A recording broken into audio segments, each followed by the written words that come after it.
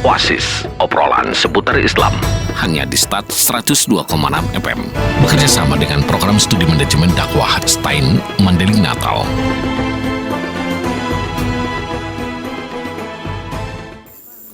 Assalamualaikum warahmatullahi wabarakatuh. 102,6 FM SAR, serasi suara satu kata penuh makna, pasti selalu di hati. Mengudara dari lantai 2 Gedung Star FM, Jalan AMD Lama, Kelurahan Kota Siantar Penyambungan. Pagi Madinah, Madinah pagi. Bersama saya Susanti Hasibuan, dosen ilmu dakwah Prodi Manajemen Dakwah. Menjelang pagi yang berbahagia ini, kita bertemu lagi dalam program Oasis, obrolan seputar Islam. Program ini merupakan kerjasama antara Prodi Manajemen Dakwah dengan Start FM yang diagendakan rutin pada hari Jumat pukul 11 sampai jam 12 siang. Pada hari ini kita sudah kedatangan seorang narasumber yang luar biasa, seorang Bapak Lianta SHIMH. Beliau adalah dosen pada Prodi Hukum Pidana Islam dan beliau juga menjabat sebagai Kepala Laboratorium STAIN Mandailing Natal. Iya, benar. Terima kasih. Baik Bapak, apa kabar Bapak? Alhamdulillah baik. Bagaimana kabar Ibu? Alhamdulillah sehat. Lancar perjalanan ke sini tadi Pak? Alhamdulillah tidak ada kendala. Tidak ada kendala ya Pak ya. Kita kalau di kampus jarang ketemu ya Pak ya. Iya. Mulai di sini kita ketemunya ya. Iya, karena mungkin kepadatan jadwalnya. Kesibukan ya. Kesibukan kita. Baik Bapak. Materi kita hari ini adalah memaknai hukum Islam sebagai solusi dalam kehidupan. Iya. Iya. Benar. Memang tema pada hari ini memang sangat menarik ya, yang mana hukum Islam sebagai solusi dalam kehidupan.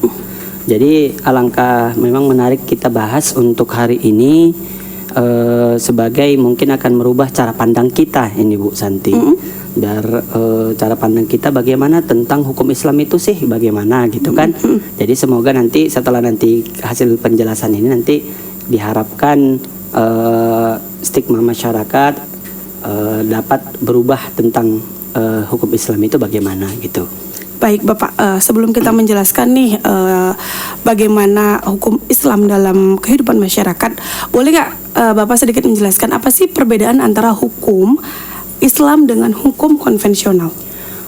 Baik, di sini saya jelaskan singkat saja ya. Mungkin kalau untuk dijelaskan dalam mata kuliah sebenarnya Bu Santi, ini 2 SKS ini Bu. Wow, lama berarti ya Pak ya? Iya lama nih. Cuman tapi kita jelaskan secara singkat mungkin.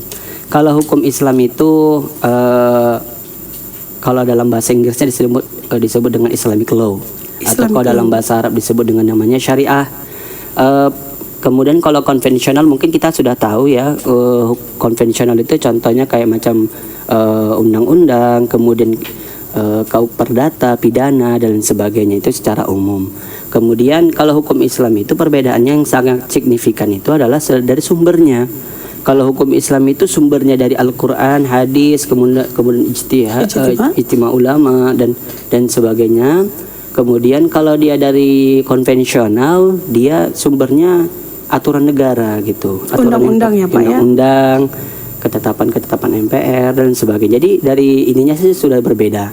Cuman dalam aspeknya hukum Islam ini dia bukan hanya kepada aspek kita sama negara saja, tapi kalau hukum Islam ini dia sudah membahas kepada aspek antara kita dan Tuhan gitu. Baik. Mengatur. Tapi kalau hukum konvensional tidak kan gitu. Tapi kalau manusia. Baik, kalau dalam hukum Islam ini apakah juga mengatur tentang bagaimana masyarakat atau setiap individu terhadap negara?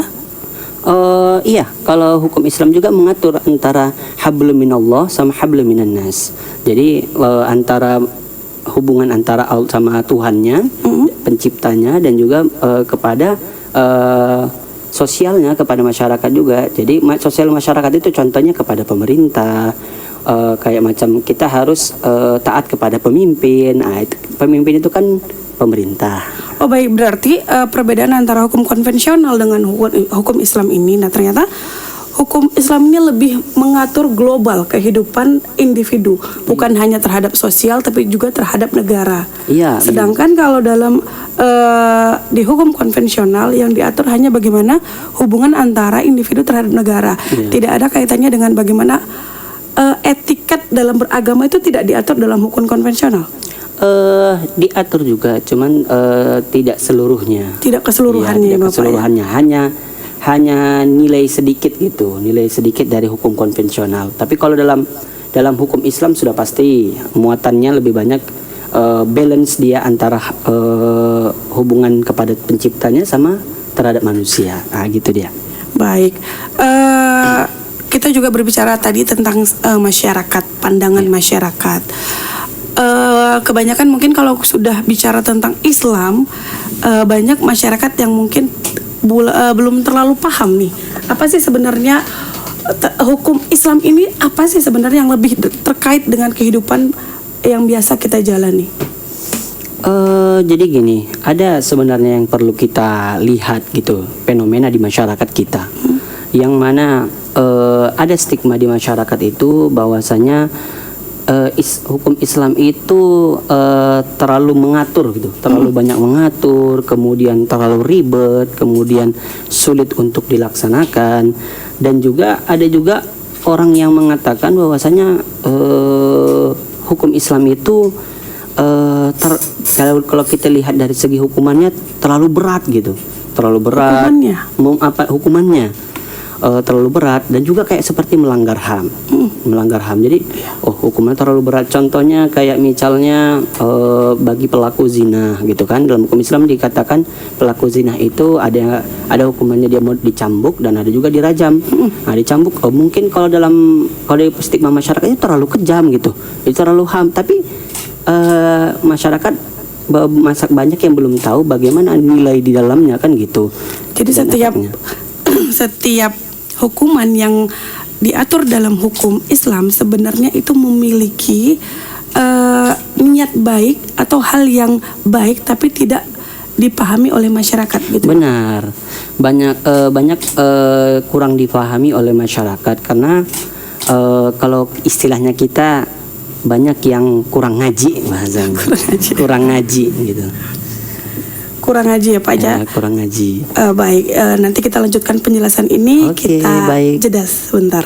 Pemerintah Kabupaten Mandailing Natal menyediakan kantor khusus melayani perizinan untuk Anda yang berusaha agar mengurus dokumen izin keabsahan usahanya pada Dinas Penanaman Modal dan Pelayanan Terpadu Satu Pintu Kabupaten Mandailing Natal.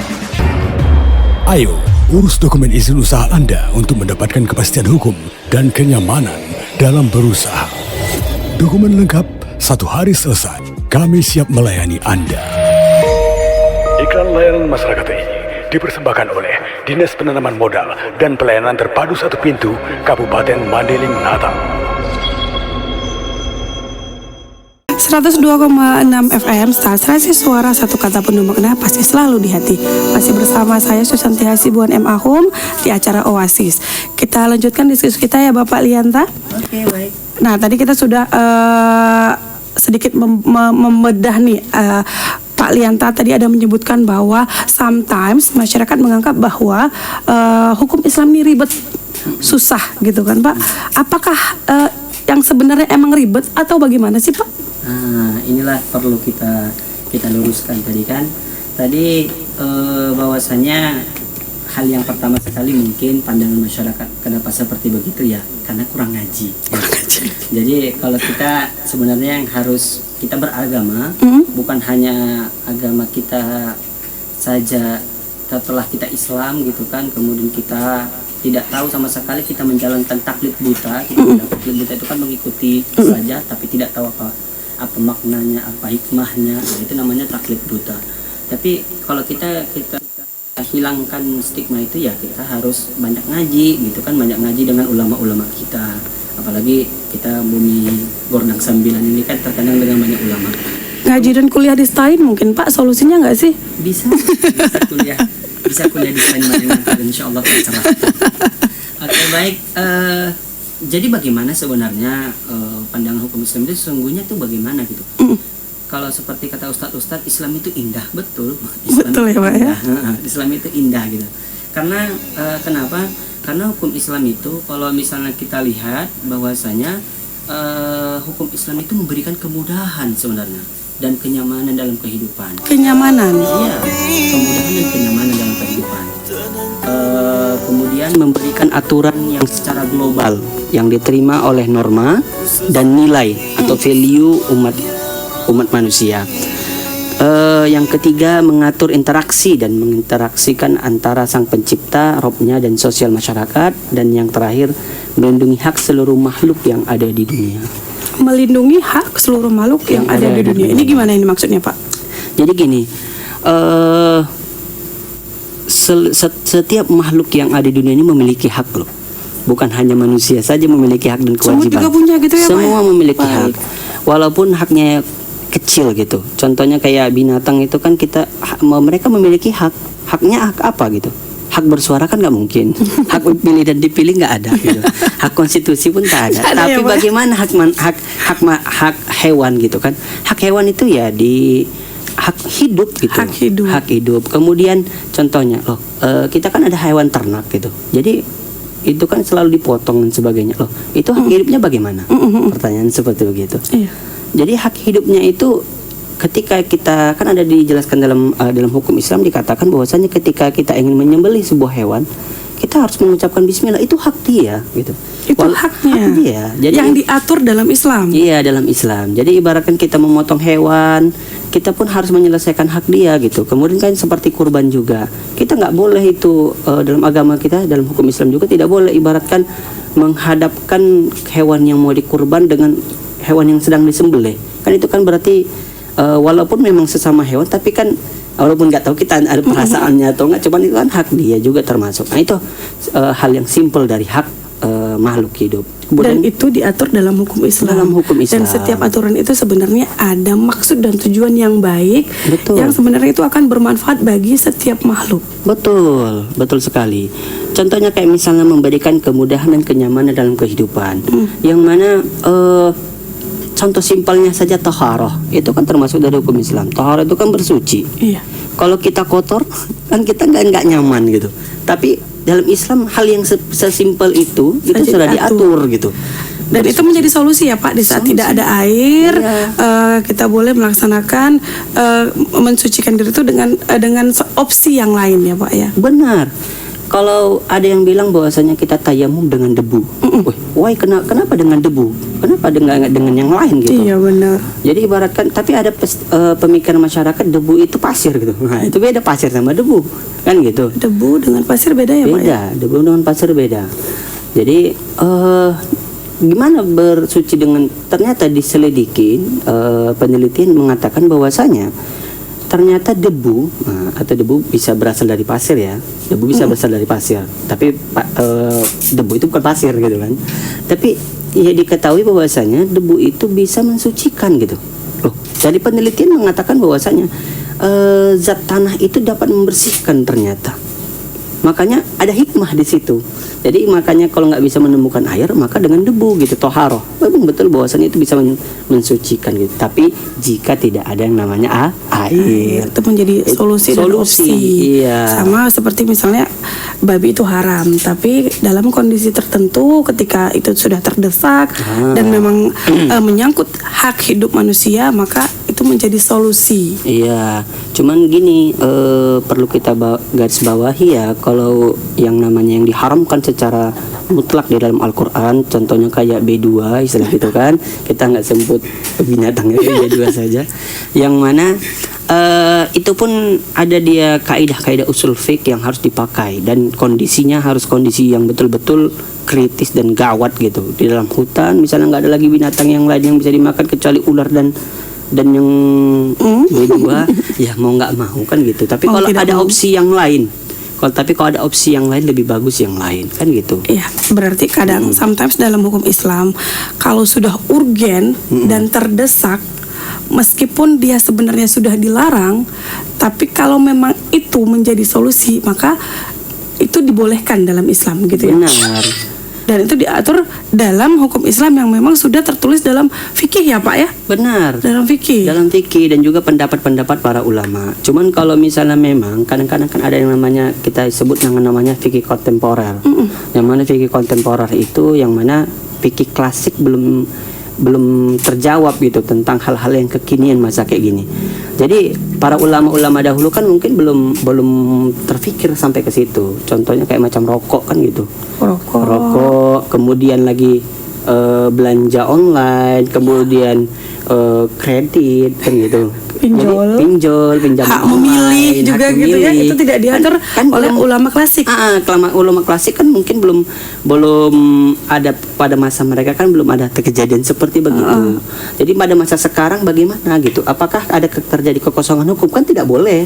Tidak boleh ada terjadi kekosongan hukum. Maka disitulah peran para ulama. Makanya disebutlah al ulama warasatul anbiya. Ulama itu adalah warisan pada nabi. Jadi berijtihad ulama, jadi mengeluarkan fatwa. Nah, itulah yang akan menjadi kita pedoman. Nah, itulah.